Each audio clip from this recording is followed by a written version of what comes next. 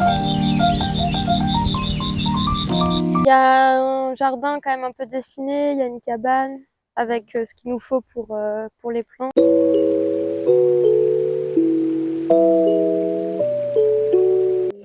Le pavot de Californie, on va l'utiliser en tisane et en fait ça favorise l'endormissement, il est calmant.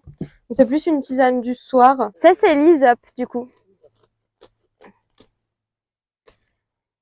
Et en fait on récupère à la fois les feuilles et fleurs. Et ça va soit partir pour des tisanes, soit on va mettre dans l'alambic et ça va être distillé pour faire de l'hydrolat.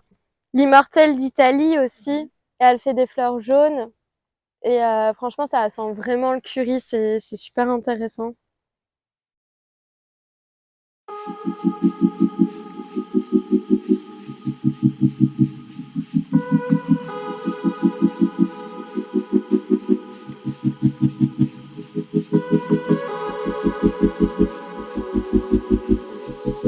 Tu peux faire des purins, tu peux travailler avec, je sais pas, de faire des mélanges de la consou, de l'ortie, de la prêle, enfin, il y a toutes ces questions. Et ça, c'est vrai que c'est des choses qu'on aimerait bien mettre en place. Enfin là, comme on voulait vraiment essayer de comprendre chaque plante, comment elle pousse, comment on la récolte, c'était bien de les faire un peu une par une, de leur laisser un espace et de voir vraiment, tu vois, comment elles évoluent.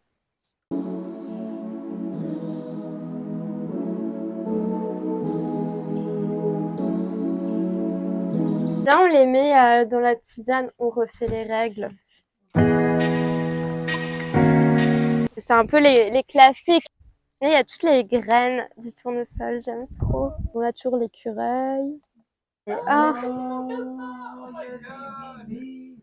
Là, tu as l'ashwagandha, où c'est aussi une plante adaptogène. Et en fait, on va utiliser les racines. Et là, tous les rangs qu'on a fait, en fait, il n'y a pas une grosse densité parce qu'on était vraiment sur des tests. Et l'idée, c'est d'aller un peu plus en densité, d'avoir des rangs plus fournis pour pouvoir avoir quand même de plus importantes quantités. Et aussi que la prairie reprenne pas trop sur les planches de culture. Mais bon, du coup, il y a aussi des tests un peu. On ne sait pas si on va garder toutes les plantes parce on a quand même une quarantaine de plantes. Donc, faut voir après ce qu'on garde et ce qu'on ne garde pas. Et en fait, ce qui nous plaît bien, c'est de travailler, de cuisiner vraiment avec des hydrolats. Donc, tu peux mettre, je sais pas, dans des desserts, bon, t'as les classicos, panna cotta, les choses comme ça. Et après, tu peux aussi faire un peu des mélanges sucré-salé. Et là, c'est assez intéressant. Et c'est pour ça que là, on a fait hydrolat de verveine citronnée. Et après, on aimerait bien faire aussi des synergies en essayant de marier les saveurs. Donc, sauge ananas. Là, c'est une sauge où on retrouve vraiment le goût d'ananas qu'on va utiliser en cuisine, du coup. On a du basilic réglisse, basilic cannelle. Enfin, on va essayer de retrouver des saveurs comme ça. Là, on a du shiso. Ça, c'est vraiment cool. C'est euh, c'est une plante qui est beaucoup utilisée dans la cuisine asiatique.